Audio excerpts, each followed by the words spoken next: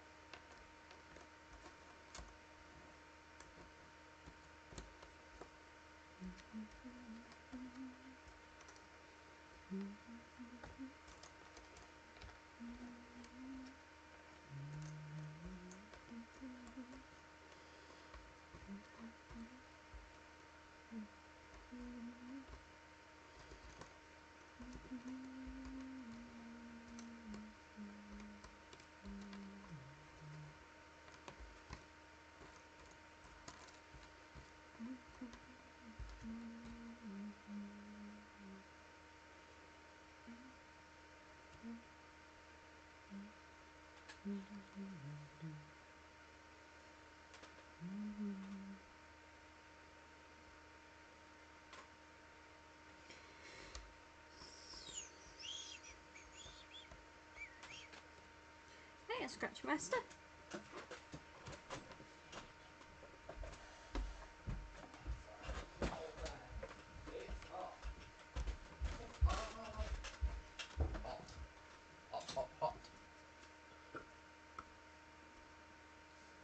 Hello, Scratch Master.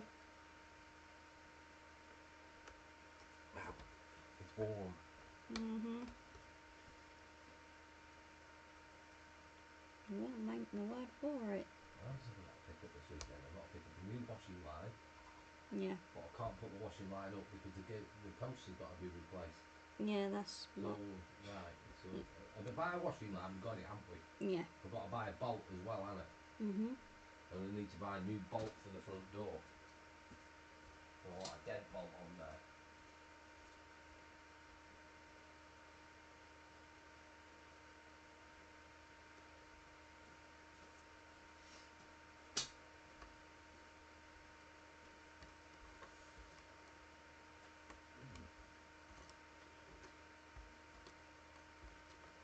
So you okay with sandwiches, yeah? Yep. Okay. Yeah. Yep.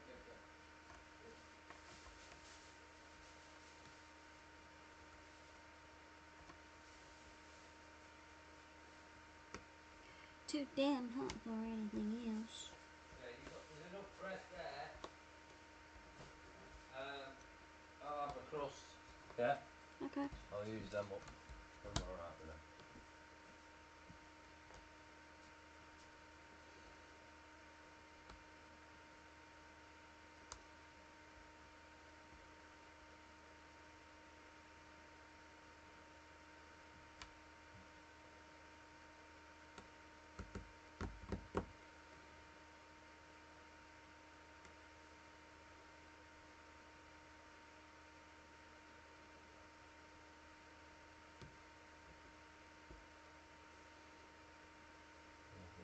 Screws out, so now them hinges.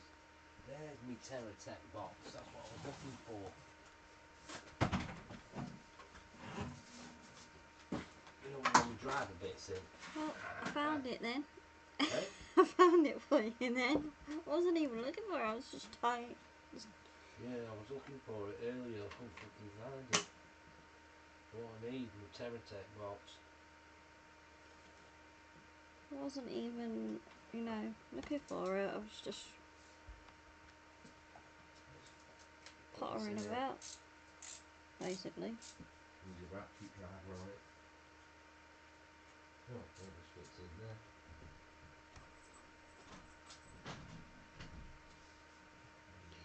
Na, na, na, na, na, na, na, na, na, na. Oh, baby, what do you do?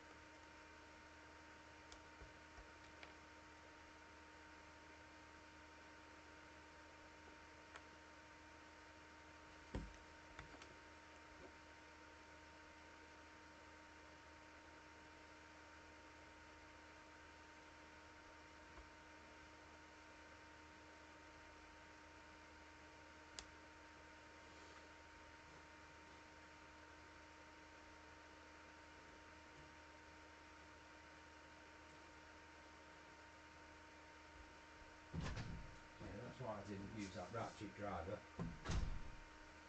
But the ratchet's broken it.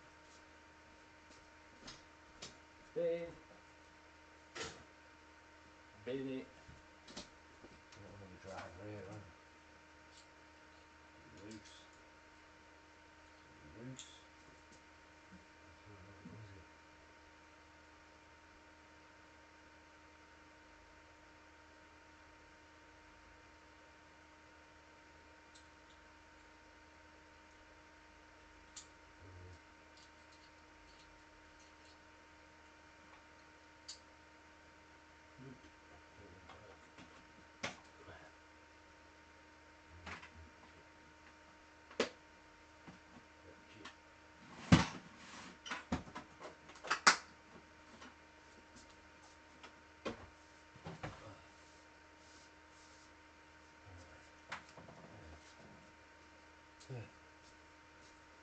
Wow.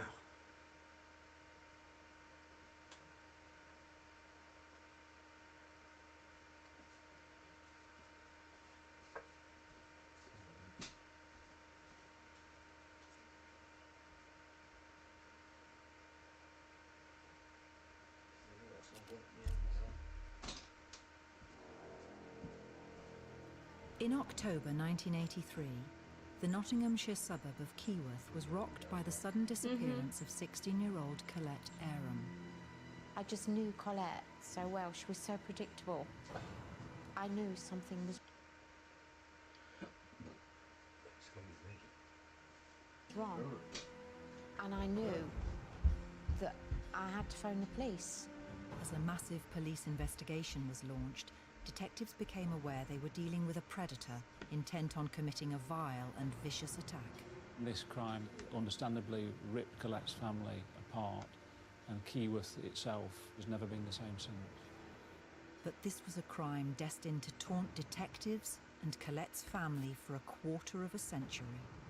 He would have seen the publicity about this case over the many years and just remained his cool, calm individual that the family thought he was. I feel like I've been punished. He was getting on with his life as far as I could see. Whereas he destroyed ours, he destroyed my family, he destroyed my marriage. But Nottinghamshire police remained determined to catch Colette's killer, however long it took.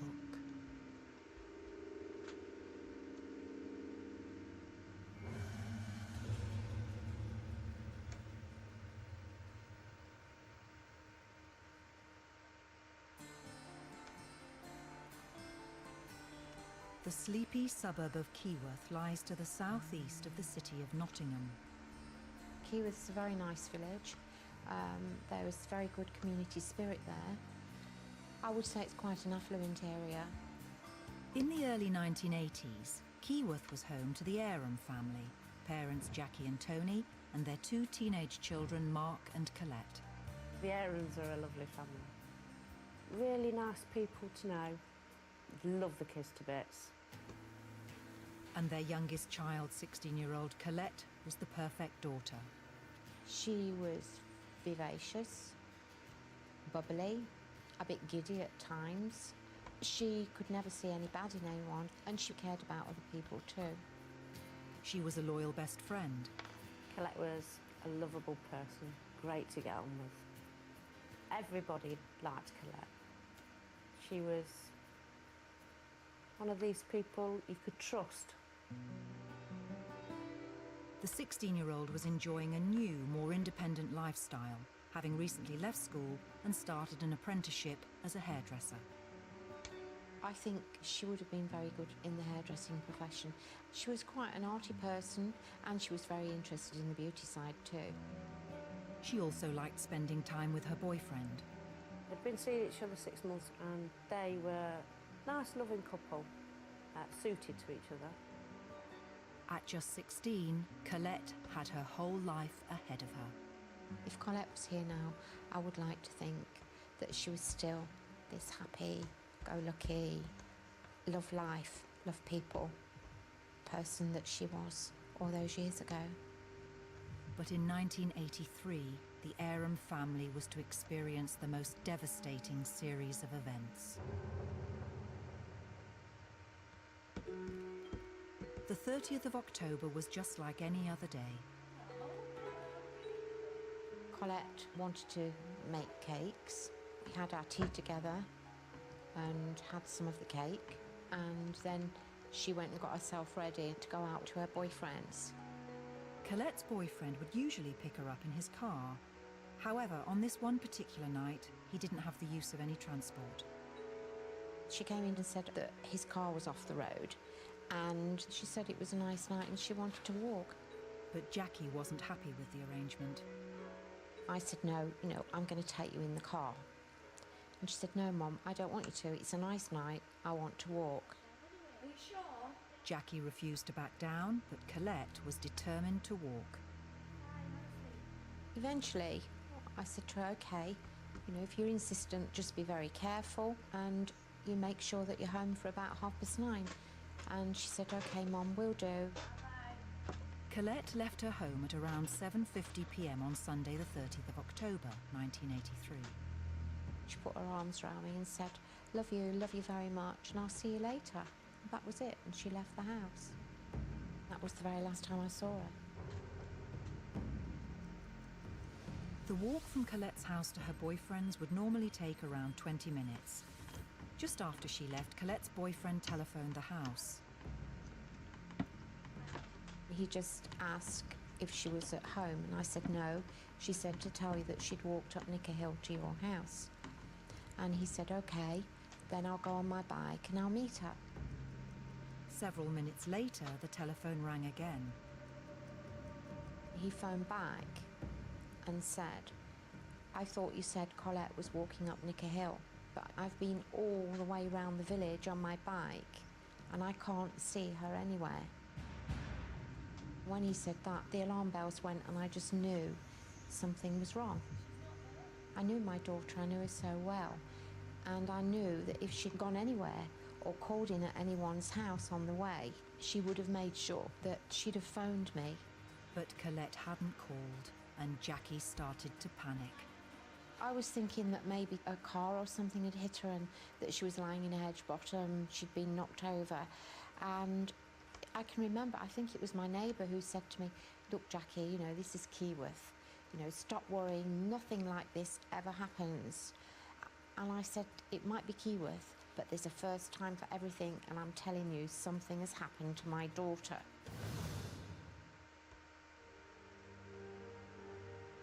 On Sunday, the 30th of October, 1983, 16-year-old hairdresser Colette Aram set out on a simple journey, a 20-minute walk to her boyfriend's house. But when she failed to appear, Colette's boyfriend was instantly concerned and raised the alarm. I said to my husband, there's something wrong. Colette hasn't arrived at the boyfriend's house and he can't see her anywhere in the village. And I said, we need to phone the police. Jackie telephoned the police to report her daughter missing. Please. I didn't feel awkward, I didn't feel embarrassed or anything. I just said, she's missing, she hasn't arrived at where she was supposed to be. And they just said, how can you say a 16-year-old girl is missing at 8 o'clock at night? And I said, easy when it's my daughter, because she's so predictable. Well, they asked me actually, what time does she normally come home? And I said, she's never home any later than 9:30.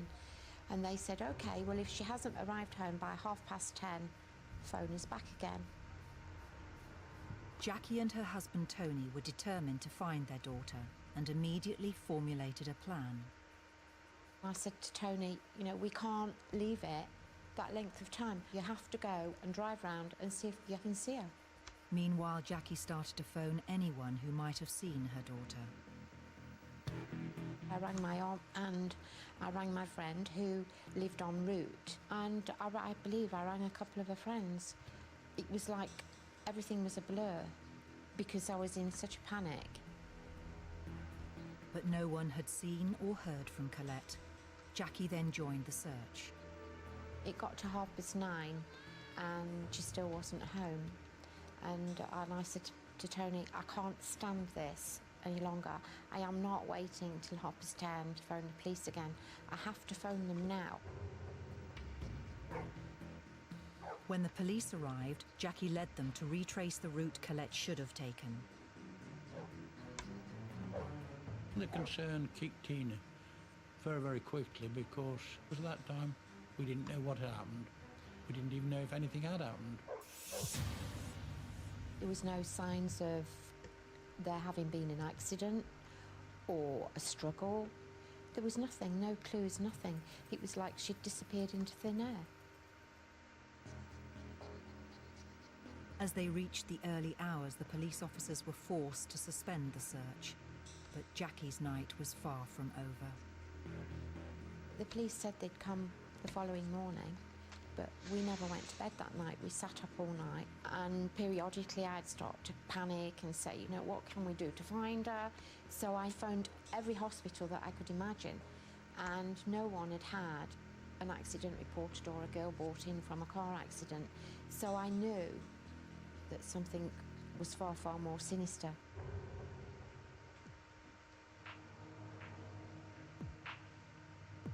Early the next morning, a local man began his drive to work. A businessman who was just going to a local farm saw what he thought was something suspicious in one of the fields as he went along. The man turned his car around and drove back down the lane to investigate.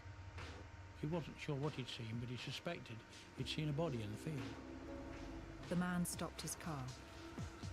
He saw what appeared to be a naked girl laying in the field. Quite clearly, she was dead. The businessman did not know the girl, but her name would haunt him forever. He had just discovered the lifeless body of 16-year-old hairdresser Colette Aram.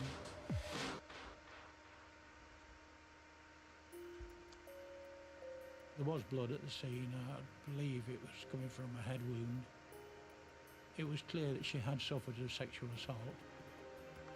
Overall, it was not a pleasant sight. Colette had been found just off Thirlby Lane, less than 2 miles from her home. Whilst the detectives were securing the crime scene, Colette's brother and grandfather arrived. Mark and my stepfather got to Thirlby Lane as the police had actually just putting the cordon up. Instinctively, Mark jumped out of the car and raced over to the crime scene. The police tried to stop them from going into the field, but not before Mark was able to get in far enough to actually see Colette lying in the hedge bottom and see the way she was lying there. What Mark saw has changed his life forever. It's had a big, big impact on his life. He still can't talk about Colette easily these days. Mark and his grandfather returned home, faced with the horrifying prospect of having to break the news of Colette's death to Jackie and the rest of her family. As Mark got out of the car, I saw this officer shake his head to the officer at the bottom of the drive. And I knew, as soon as I saw him do that, I knew that she was dead, that my worst fears were true. And I just remember all these screams, really loud screams, my screams. Whilst the family tried to accept the shocking news of Colette's murder, detectives set up an incident room in a nearby sports pavilion. I was a young detective at that time, and like many other detectives, I was stationed in the incident room at Keyworth, which is where all the information pertinent to that inquiry was filtered through. Within hours, the police officers made an intriguing discovery. Police officers came across a car which they believe they recognised as one that had been reported stolen the previous day. Detectives were soon able to confirm the car, a red Ford Fiesta, was the vehicle that had been reported missing.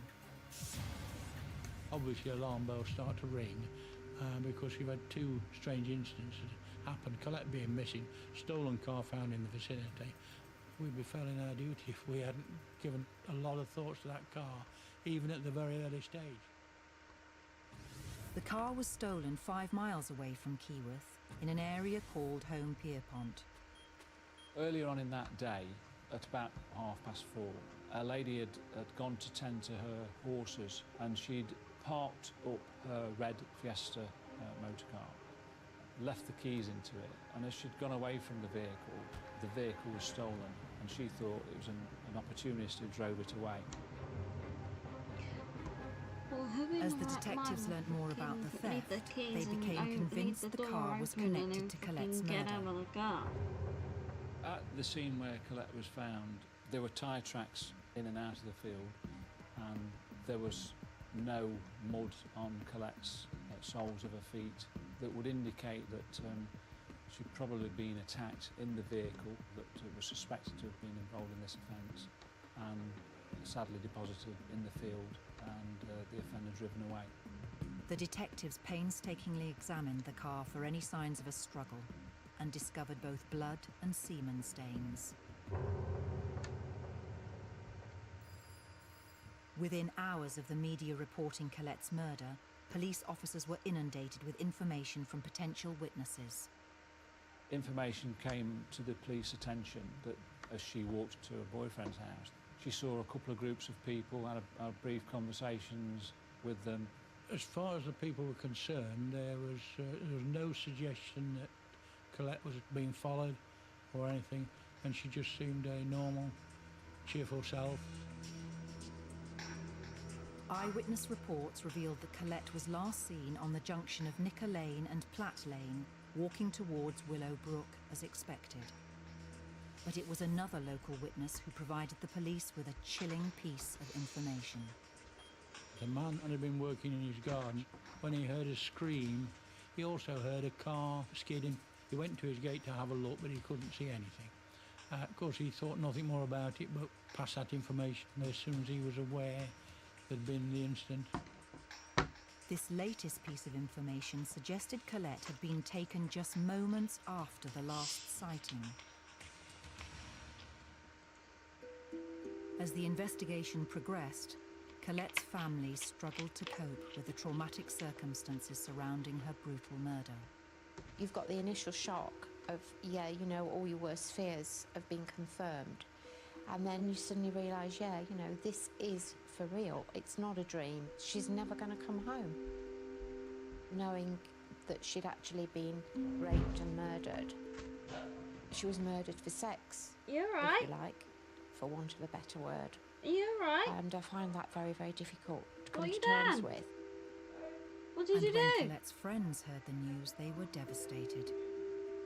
My friend Suzanne told me that Colette had been murdered. I didn't quite believe it at the time. And she said, Nick's got the paper. Wendy looked at the evening Right, newspaper okay, and I'll couldn't believe believe it. what she read. It was there in black and white that You scared the shit out of she'd me. been found murdered. I just didn't want to talk. All I did was cry. It was a total shock. As details of the vicious murder continued to spread, not one, but two crucial witnesses came forward. Two young girls who came forward who separately had actually seen the man and been disturbed by his behaviour at that time. The first girl was just walking from house to house in Keyworth during that early evening prior to Colette being abducted, and was definitely followed by the man in the red Fiesta. She didn't speak to him, and he didn't speak to her, but his behaviour, the way he was looking at her, alarmed her, and she immediately went to a friend's house nearby to get away from him. At 7:30 p.m, the man approached the second girl, Just a bottle who of was lemonade, 14 that's all. years old. She was exercising a dog, and I actually saw him, and he Shit out of stopped me. Sorry. nearby. When she looked at him, he asked for the Well, direction yeah. of a nearby road. Sorry. The girl kept on walking, but was surprised when the same car pulled up next to her about 10 minutes later. The man got out of the car and walked towards her. The man seemed surprised by the girl's dog. Suddenly he turned on his heels and left. Once the two girls came forward, they were interviewed at great length, and they were able to give us a good description of the man, which was vital to subsequent inquiries. By questioning the two girls in detail, the detectives were able to build a picture of what Colette's murderer looked like. The composite description was of a white male about 5'10", stocky build, with wavy hair. Without a shadow of a doubt, those two teenage girls were extremely lucky not to have been abducted and subjected to the assault that Colette was subjected to. These two new witnesses were very important, but there was more to come. Detectives were about to speak to the investigation's most important eyewitness, whose testimony was to prove vital. The landlady explained to the detectives that she'd seen this stranger in the pub with what appeared to be blood on his hands.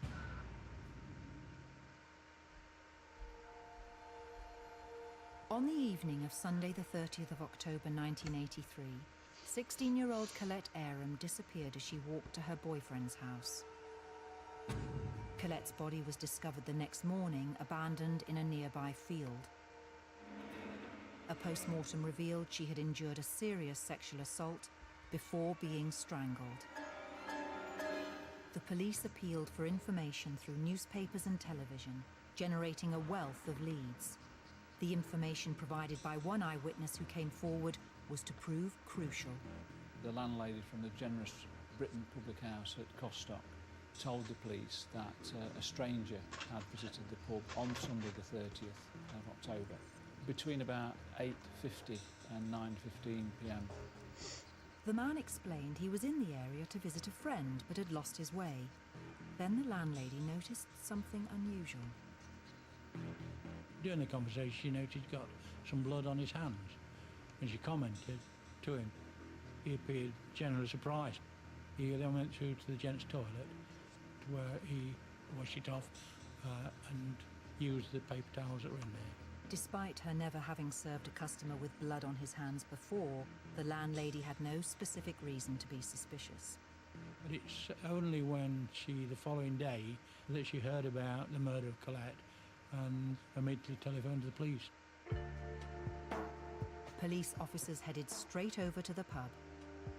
They searched through the gents' toilets and they took possession of the paper towels from there, including one where to their eye appeared to have blood on it. Forensic scientists were able to prove the paper towel did have blood on it, but techniques available in 1983 could barely identify what blood type it was, let alone reveal whose body it had come from. It didn't particularly take the inquiry further because we didn't know whose blood it was at that time. The investigation continued, but on the 17th of November 1983, the detectives were surprised to receive a very peculiar letter. The letter was written with a straight edge, obviously to disguise the handwriting, and an exclamation mark had been put in place instead of the S. Why is still not known to this day. The letter goaded the detectives over their inability to catch him. There was certain information in there that was not in the public domain, hence the detectives at the time believed the letter was genuine and that the perpetrator had actually written the letter. The author of the letter betrayed his identity with a foolish mistake. Forensic experts found a fingerprint just above the line, "You will never get me." It's significant that fingerprints were left on the letter, but I think it was an accidental mark. The letter was examined and checked on the databases that existed in those days, but sadly no hits.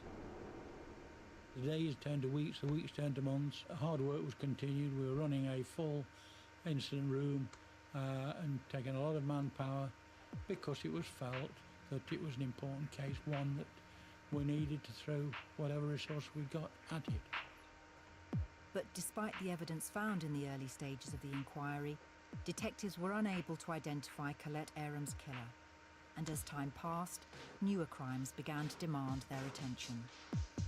We didn't actually close it down altogether at that time, but it was reduced after about 12 months to 18 months because we were getting nothing new on this particular inquiry to justify us carrying on. There were no more leads. They never actually knocked on the door and said, you know, we have to shelve this, we can't continue with the investigation. I just thought that they weren't doing anything about it anymore. Colette's mother was devastated. I'm thinking, well, you know, he's got away with this, and he was out there living his life wherever he was, and it wasn't bothering him, and he didn't have any form of conscience, really. You know, all these things go through your mind, and eventually this was one of the reasons I went to live abroad.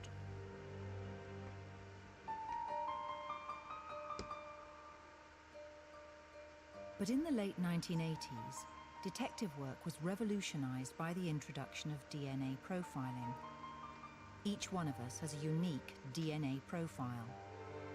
The police began to use forensic science to identify perpetrators of crimes by analysing any bodily fluids, skin, or hair left at the scene of a crime.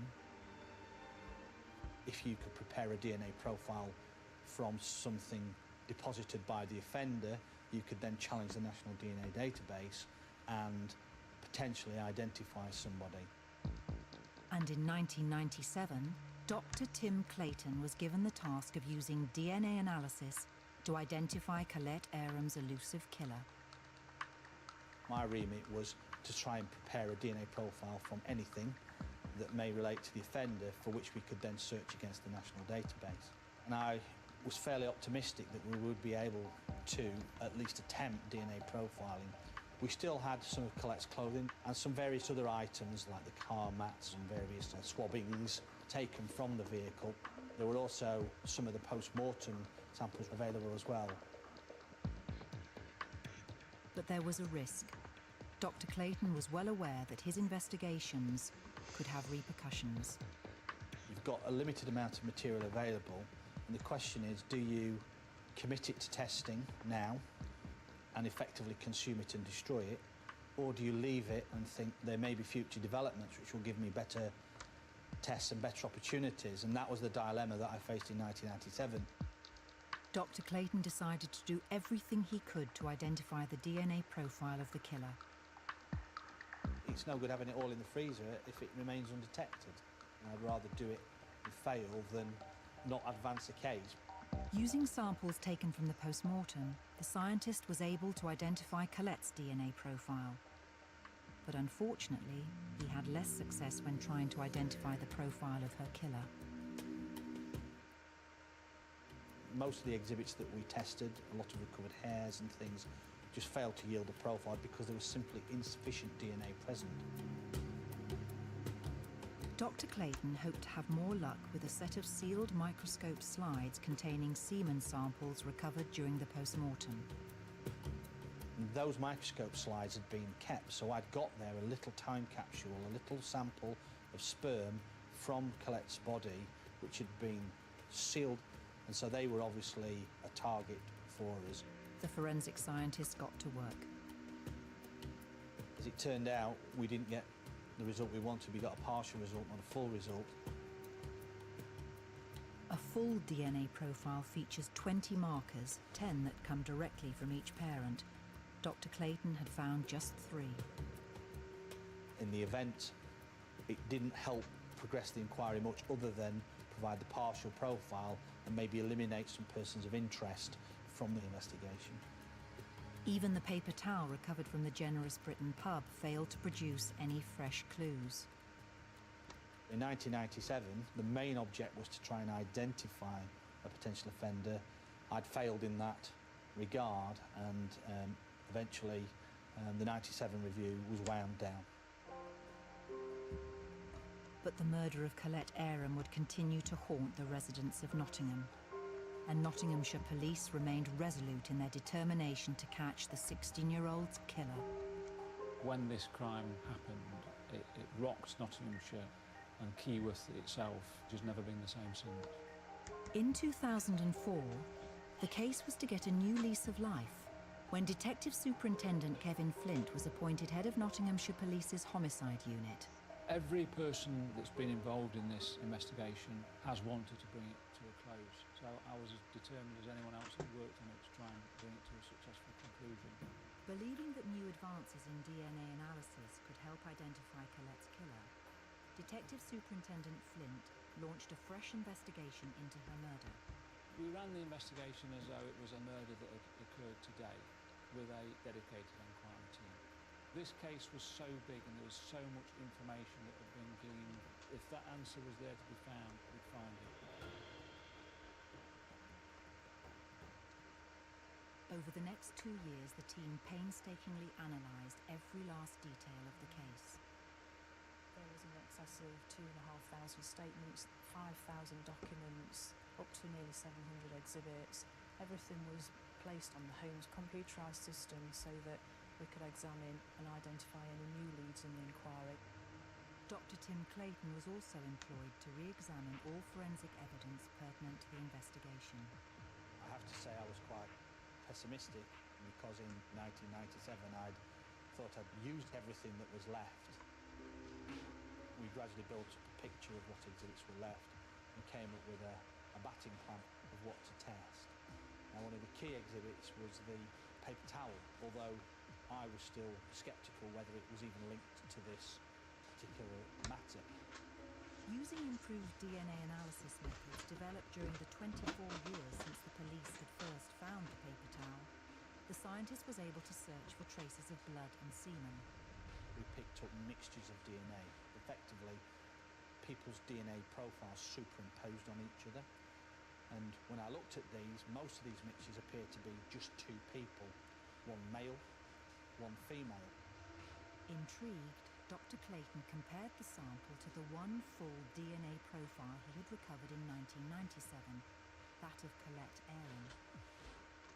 It matched, and here we are, potential link between Colette and a paper towel found in a pub toilet miles and miles away, and suddenly the landlady's story took on a better and higher significance because now we potentially got a positive link between Colette and this paper towel.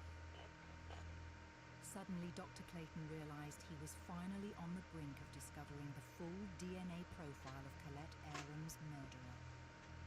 It was possible to subtract Colette's profile from these mixtures, and I was able to work out his DNA profile unambiguously, exactly. In order to be sure all the evidence was pointing to the same man, the scientist ran the results against the partial profile identified back in 1997. The partial DNA profile obtained from a microscope slide in 1997 was a match against this male. 24 years after the murder, Dr. Clayton had finally identified the full DNA profile of Colette's killer. It was another significant boost and lift to the inquiry, and we knew that we were on the right lines. Dr. Clayton immediately hoped he would find the killer's DNA profile already on the national database. He ran the search. We got told almost immediately that there were no matches in the national DNA database. In the space of probably a few hours, we'd gone from being elated to being quite disappointed. I had on a piece of paper in front of me the DNA profile of Colette's killer, but it told me nothing about him. Without somebody to compare that to, it's effectively a useless piece of information. The team were also disappointed by the news and wondered how someone who had committed such a horrendous crime could be absent from all police databases. Throughout the investigation, the consideration was that the person could be dead, and obviously that brings with it the feeling that that person's got away with it, both from a police perspective and Colette's family. So it was still important to eliminate them or identify the person if he was dead. Back in the lab, Dr. Tim Clayton was keen to utilise another form of DNA analysis known as familial searching. First-degree relatives, that's parents or children or siblings on the same generation, have much more similar DNA profiles than do unrelated people. By searching the DNA database for profiles with high similarities to the killer, it might be possible to identify one of his close relatives. The search for the parent-child list yielded several thousand people, and the sibling list again gave several thousand people. So, although you've reduced the pool, no longer we're looking for now a needle in a haystack, we're now looking for a needle in a hay bale. The scientist identified 3 groups of 100 people who had the closest DNA match to the killer. The first group, were the parent-child matches. The next 100 were the sibling matches. And the final list featured persons of interest already named within the inquiry. There weren't the resources to go down those lists further than that. It took nearly 18 months of work to screen out 300 people. In 2008, as the 25th anniversary of Colette's brutal murder approached, Detective Superintendent Flint launched a fresh appeal for information. We published a leaflet and delivered it to up to 20,000 homes in and around Nottinghamshire. It was the first time that we'd publicised the fact we'd got a full profile, and we wanted it to be known that we were able to Hi, identify everything. the killer. The campaign generated hundreds of new leads. There were lots of positive enquiries and lots of good information and lots of good potential persons of interest. Despite a positive response, the detectives were still unable to identify Colette's killer. We thought that the 25-year push would give us something. With the number of calls that we investigated, we were obviously very disappointed. You think, where do we go next with this? Is there any more? The key line of inquiry remained with the familial DNA. However, in spring 2009, 18 months after first running a familial search of the killer's DNA, the team concluded their investigations of the 300 people identified. As it turned out, none of the people on the prioritised lists How's had the same profile, Ruthann and doing? effectively all the top 300 people had all been eliminated. The re-investigation into Colette's murder was starting to look as if it had hit another brick wall. Mr. Flint said, I think we're at the end now. We've given this a really good go. Is there anything else we can do now before we put this to bed and say we've tried and we failed? And I just came up with one idea. And I just said, well, it was nearly 18 months, 2 years ago since we did the familial search. Maybe that we should just redo it and just see in the intervening period whether anybody has been added to the national database. Detective Superintendent Flint gave the go-ahead and the forensic scientist ran the search. To my amazement, There on the top of the list came a person Rebound stuff's been dispatched. who had the highest Some rate more of the of gifts are on the likelihood. way. What do you mean, And more rocket? intriguingly than is that, right? that person What? lived very Seems close like it's right. About to what? the Keith area. The database had identified a man who had been arrested in early 2008 for a minor offence. But detectives finally found 16-year-old Colette Aram's killer.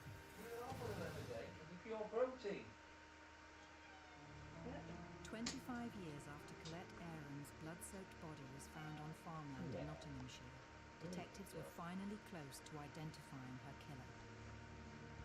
Using familial DNA analysis, forensic scientist Tim Clayton had identified a 20-year-old man who shared a number of DNA Can't remember markers what she said identical yesterday. to Colette's killer. But there was a major problem. He wasn't born until after Colette was killed. We researched that individual who was actually on the DNA database, and quite clearly that was not the offender. Was too young and was not a positive match. But the results suggested that either this man's Huh? father or possibly an uncle had raped and murdered Colette back in 1983. What? Those inquiries led us to be interested I in said four I public- can't remember what you emanated said from the south yesterday when you said it.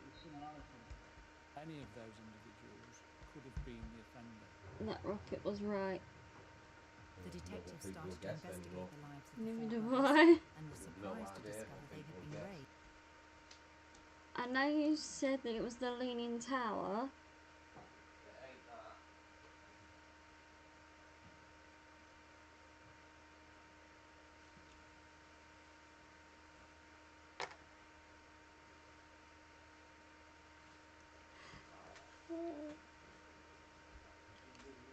Great Wall of China. But there's loads. The problem with that is there's lots of leaves and things like that. So I'm not sure if that's correct. It ain't the Great Wall of China either. I'm not sure if that's correct. No way it's the Great Wall of China, because this is all balustrade. Like you get on an old country home, on an old country manor, and then push it up a bit. There.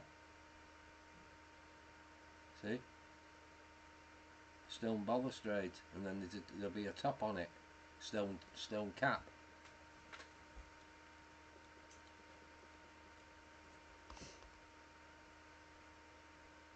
Rocker. Let's start calling him Rocker now. Alright, Rocker. Rocker. Maybe it's a castle. You never know. But it can't, because there's a town on the other side of it.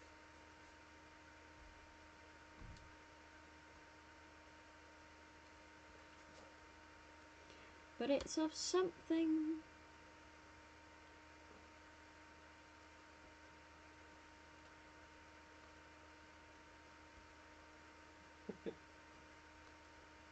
Alright, blister on my fucking finger now.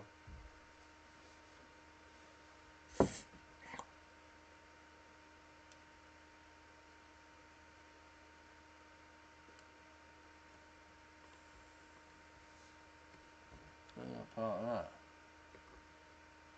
Oh, no, it's Maxi. Maxis.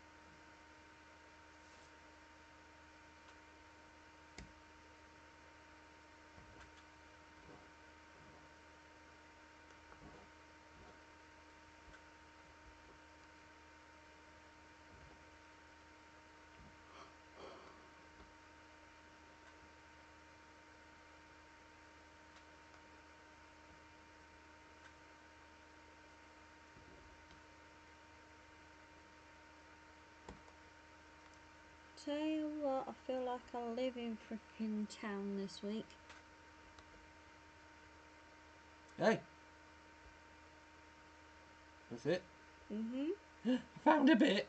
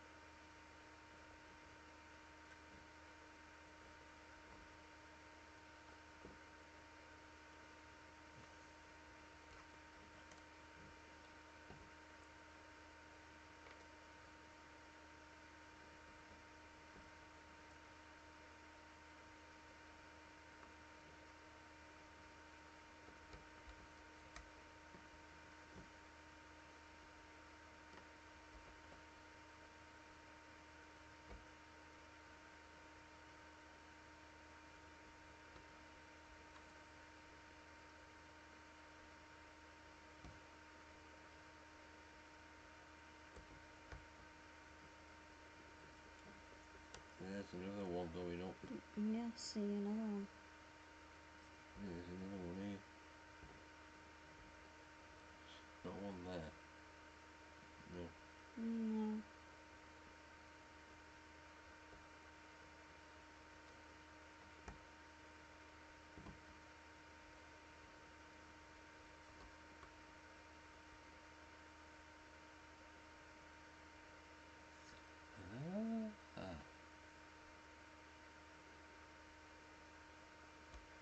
It's still red hot there.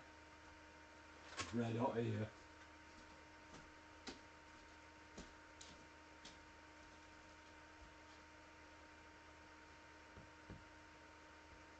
I think I've done a marathon this week with all the walking.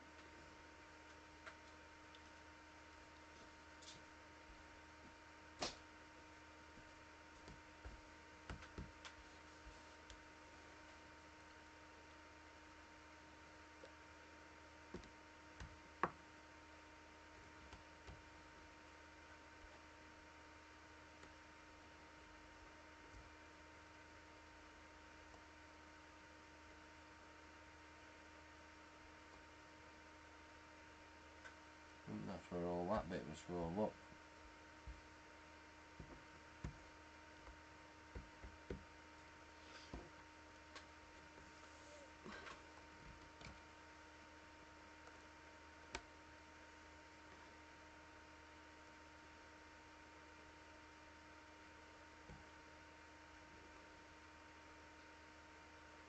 Yes, my lady. You lie down. Roaming around. She's hot and bothered. Mm-hmm. Ain't we all?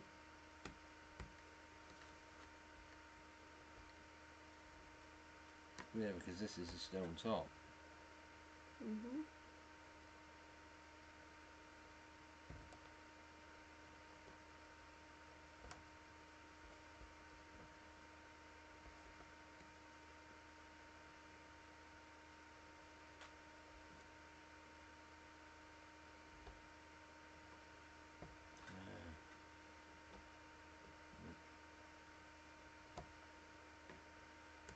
Boogie.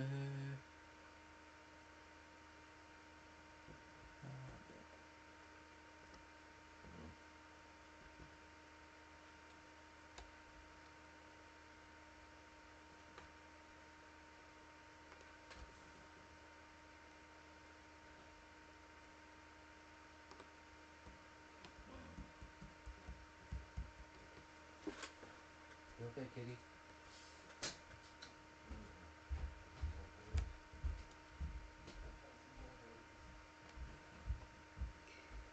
I need to find that piece.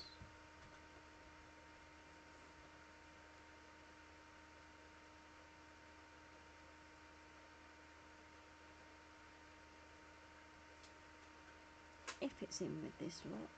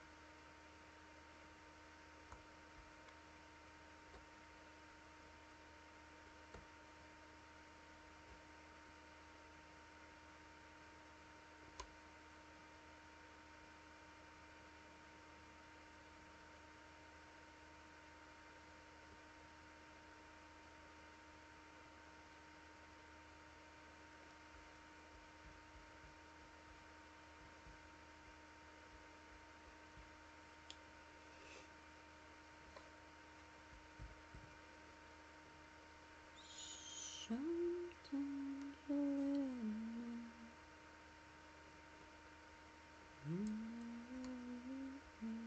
just need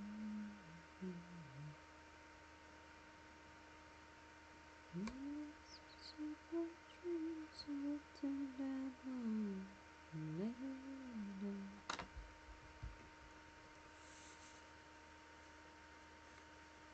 And the book versus mine.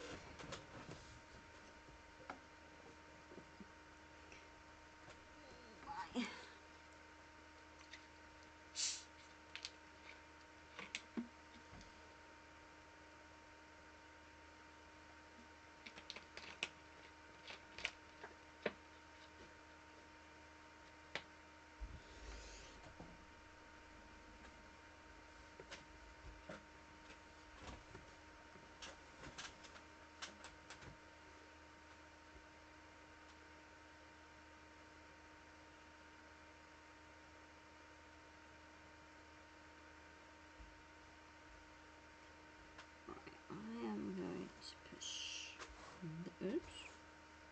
this lot up here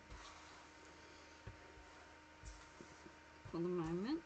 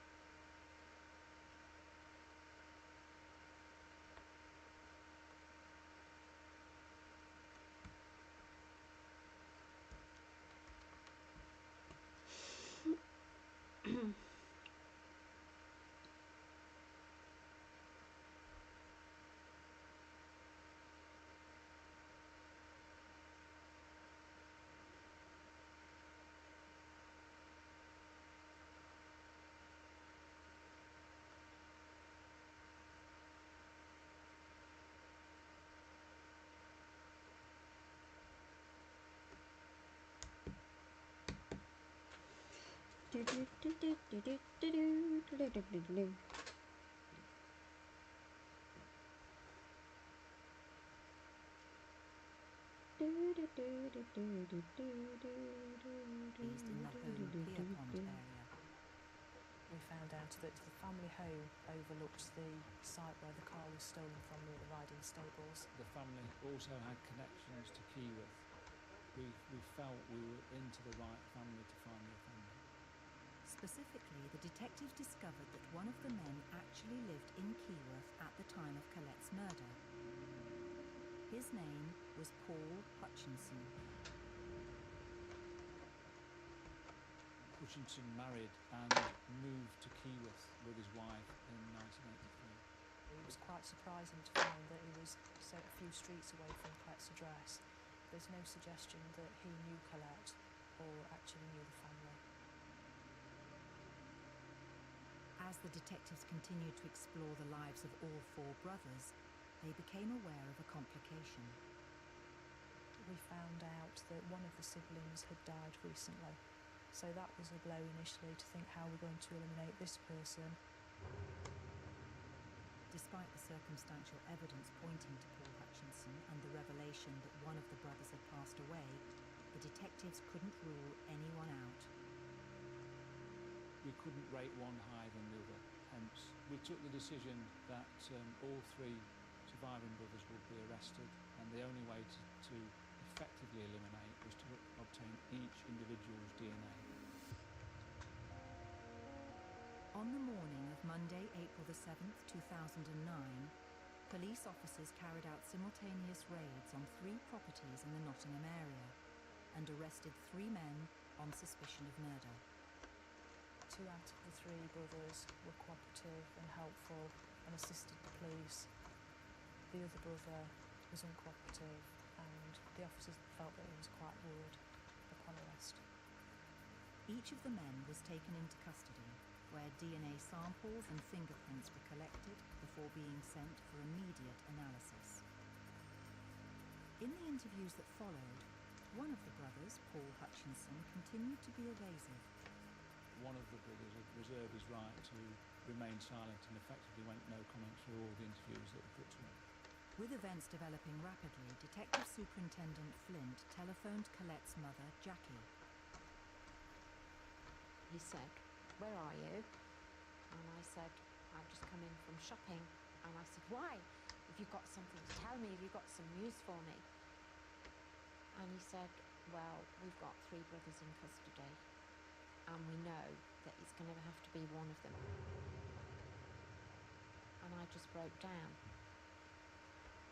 And then, of course, he said, "Well, we'll let you know more when we know more." And then he said, "I'll phone you in a couple of days." As the suspects were interrogated, the forensic team closely examined the 3 brothers' DNA and fingerprints. Eventually, they were able to tell the detectives what they'd found. One of the brothers' fingerprints was on the letter. And it was absolutely fantastic news, because there was always a question mark over whether the author of the letter was the killer, and this just confirmed it, and it was the icing on the cake. And soon afterwards, the results of the DNA analysis were also confirmed. I think around the 10 o'clock time at night on the initial day of arrest, I received a telephone call giving us the news that we got a positive match. It was fantastic news, and it was what we'd been waiting for all these years, and it was the moment of truth, really. We'd found our man. On Wednesday, the 9th of April 2009, 25 years after her death, the detectives were finally able to charge a suspect with the murder of Colette Aram. His name was Paul Hutchinson, and he claimed he was not guilty. I think it was the mixed emotions, really, that I felt when he was charged. Relief, disbelief, all the emotions that I felt in the beginning raised their ugly head again. As detectives started to collate evidence in preparation for the trial, it seemed that after Colette's murder, Hutchinson tried to live an almost normal life. He'd remained local, living in Keyworth, and would appear to have been a likeable person to his immediate close family and close friends. When the police team interviewed Paul Hutchinson's relatives, they were told Hutchinson's life hadn't been easy because he had fought intermittent battles with cancer. But detectives investigated all his medical records and found this was completely untrue. He lied to his family about this, and even went to the extent of removing some of his hair and disappearing for a little while, pretending to be in hospital.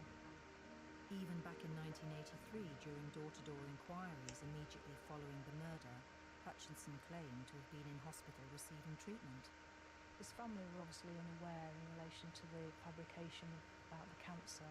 This man was an inveterate liar.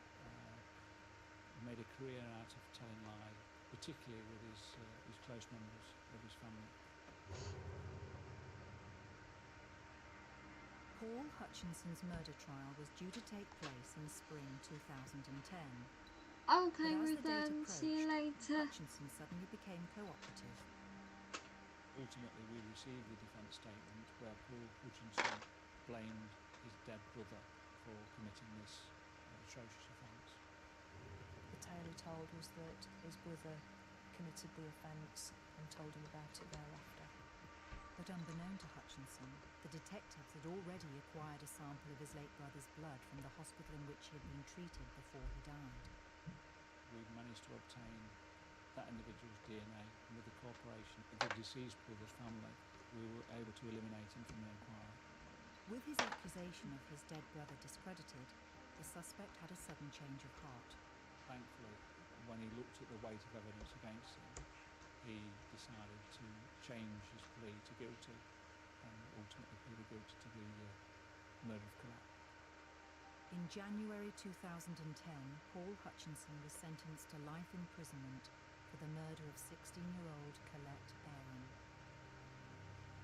Finally, Nottinghamshire police have been able to close one of their biggest cases. The efforts of people some 25 years ago, supported by the efforts of recent times, have culminated in this man being found guilty. Had there been an inquiry, had the advancement of forensic technology that we had, hopefully this case would have been detected in 1983 or 1984. Despite the many years which have passed, Colette's murder continues to affect everyone involved. To this day, Paul Hutchinson has not explained why he's done what he's done, and that will be really difficult for the family to understand. Hello, Linda. I don't think we'll ever get an explanation from him. Hiya, Linda. And That's a Miss Colette's Rocket and family, Ruth Van. her loss overrides No, Rocket. No, Rocket. Rocket's at work. Just Ruth down. Rocket don't come in the daytime, he's always at work. Miss her Just laughter. Ruth Van from Scratchmaster. Just miss Yep. her. Just miss her very much. Oh, a nice cold It's all those years ago. But it's like it was yesterday. And I just wish she was here with us now. nice cold And I think if sandwiches she was for here tonight. now, Mm-hmm. my life would Yeah. be different too. But she's not, and she never will be. Yeah, Rocket, he sometimes comes in the day if he's got a day off, doesn't he? Mm. Or he's got things to do. But other than that, he's always at work, isn't he? He's always at work. How are you doing, Linda? I hope you're okay.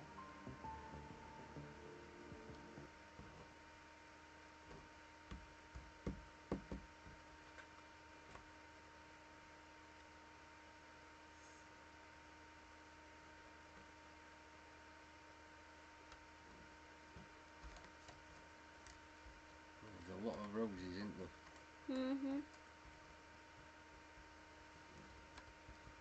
So I'm just taking them out of their pages.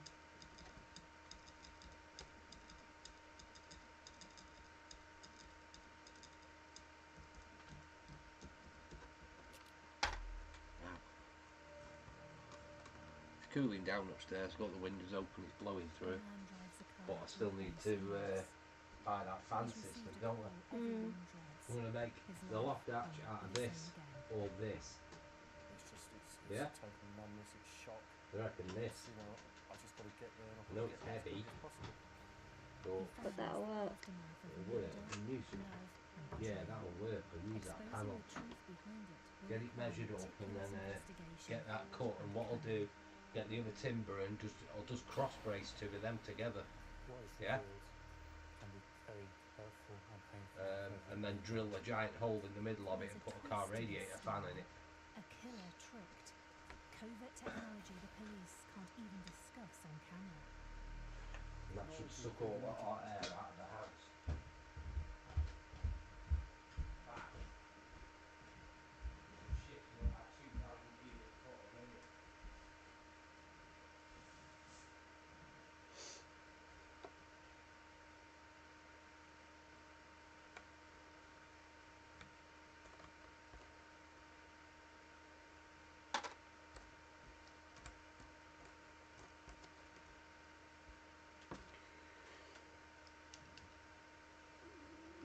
This on for the moment. Hi, Nicole. No, Nicole hasn't been in either. I was about to say hi and then.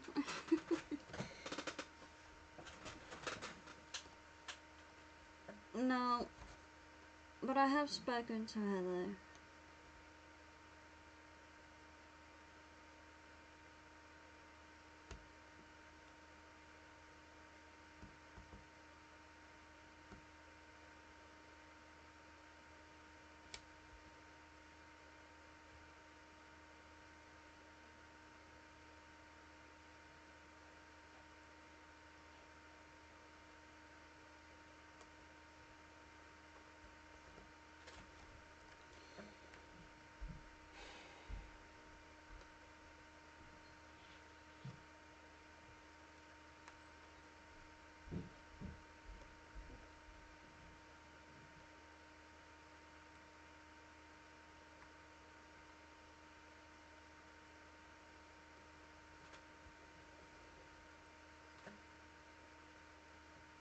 She's got a big headache. I think it's because of the heat.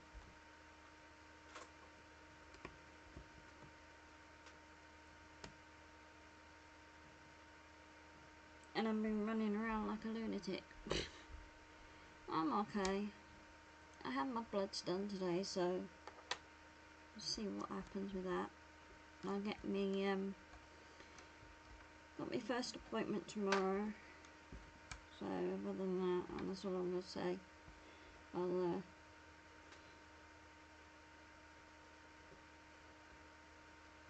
message you. It'll be easier. But after, I'm okay. I'm just a little bit how can I put it?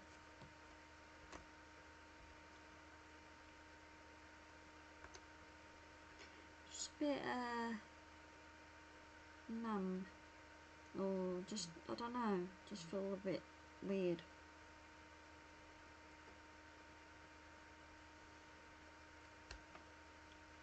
If that makes any sense.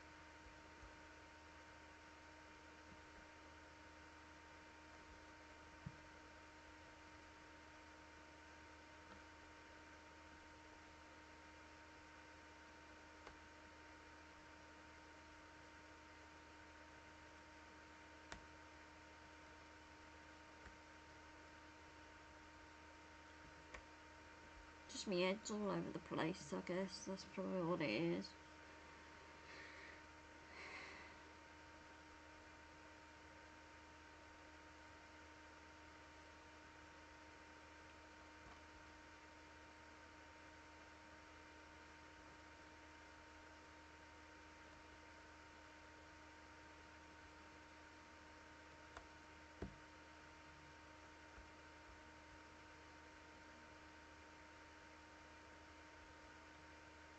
Yeah, I'm just a little bit lost-ish.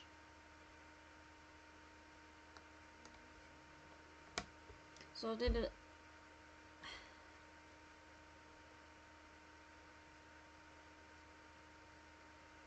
the run around. that's an understatement, because the run around is like having to get the bus not where I usually get the bus.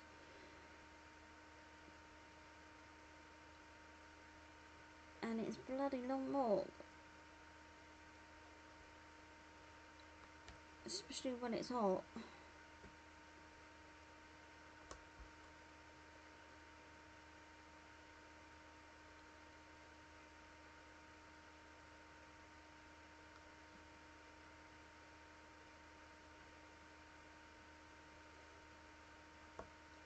Luckily I know where to get the bus now. While it's diversions at the moment.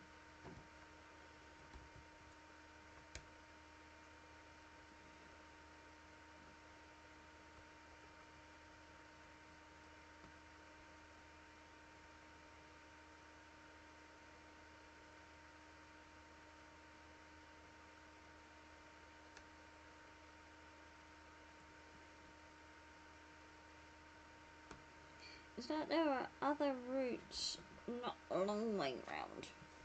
It's just crazy.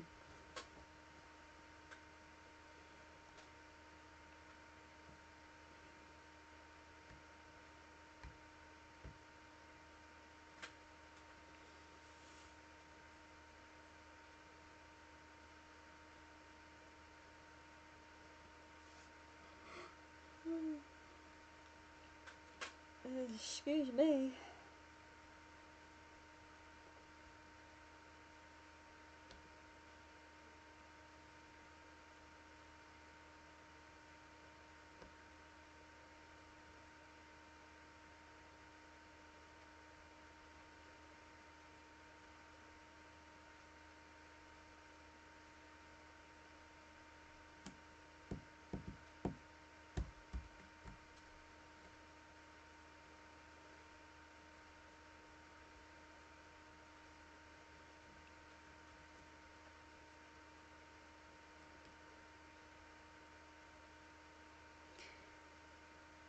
No matter what.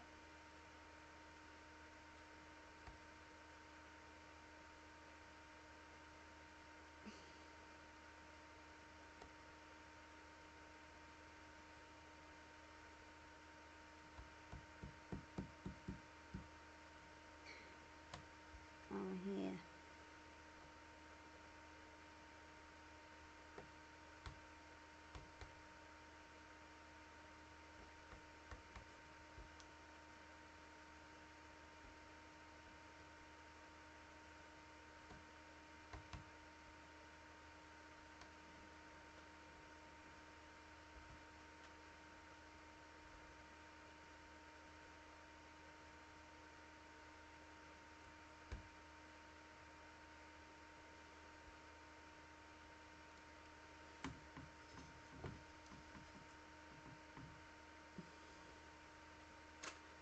Rousey Wowzers.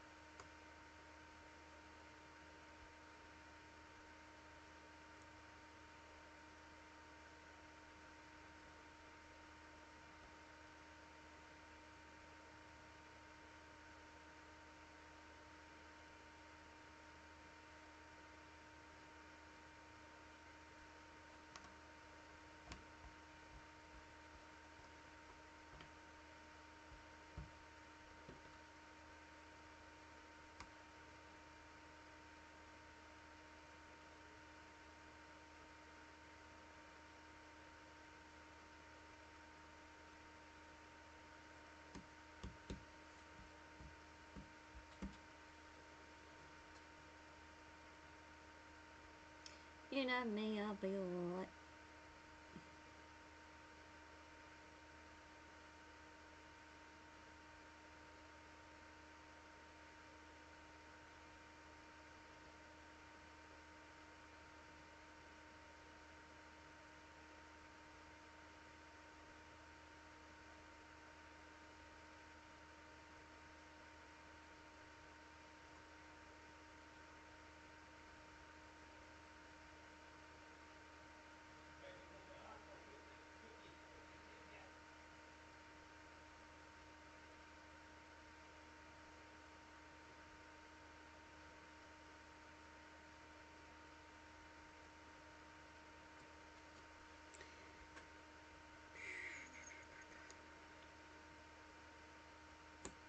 Well, you've got to be these days, ain't you?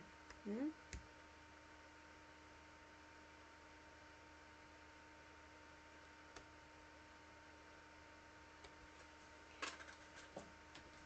I do believe I need to put the light on. Paris is a city of glamour, style, and culture. Yet as war breaks out across Europe, Nazi forces overpower French defences, and Parisians soon find their city overrun. The Germans invade France and defeat the French army so quickly, they've got all of France at their feet. A lot of people were very frightened when the Germans arrived. People were scared. People didn't know exactly what was going to happen. And while the occupants of Paris struggle to adapt to this hostile environment, a cynic uses the chaos to his own advantage. Posing as an undercover ally, he preys on those most desperate. There's another bit in the balustrade bit on it, innit? It's okay. Don't go deep. Thing is, they keep going up, don't they? He shamelessly Yeah, he's probably on his way. took advantage of the situation. Who? Is he? Mm-hmm. Yeah, he's on his way, probably on his way to work, isn't he? Yep. They wouldn't go to the police.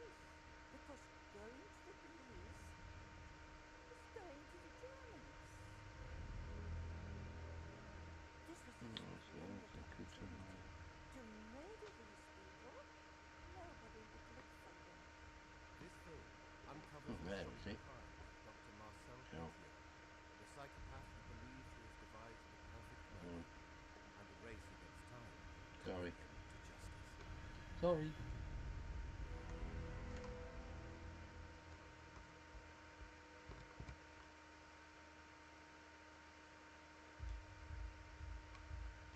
France, 1940.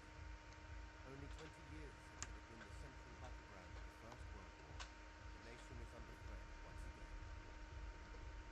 Following Germany's invasion of Poland, Hitler's Nazi forces have stormed through Denmark, Norway and Belgium, and now begin their offensive against France itself.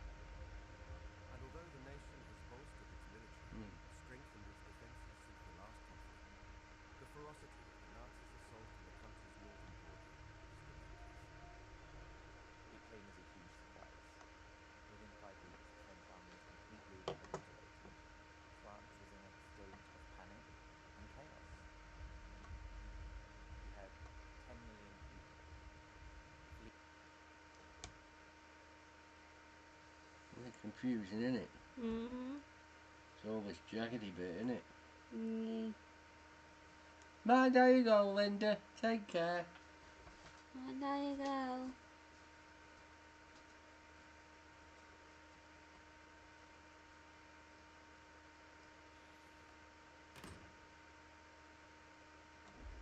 In September 1978, one of the contestants on a US TV show called The Dating Game was hiding a deadly secret. trellis for that Nobody knew it, but the bachelor in seat number 1 was responsible for the death of 4 women. Please welcome Rodney Alcala. Rod, welcome. When I found out he was a serial killer, it was like this all came together. Slap in the face. By the time 35-year-old Rodney Alcala was finally arrested 10 months later, he had killed another 2 women and a 12-year-old girl. Pictures of missing persons found hidden away pointed towards there being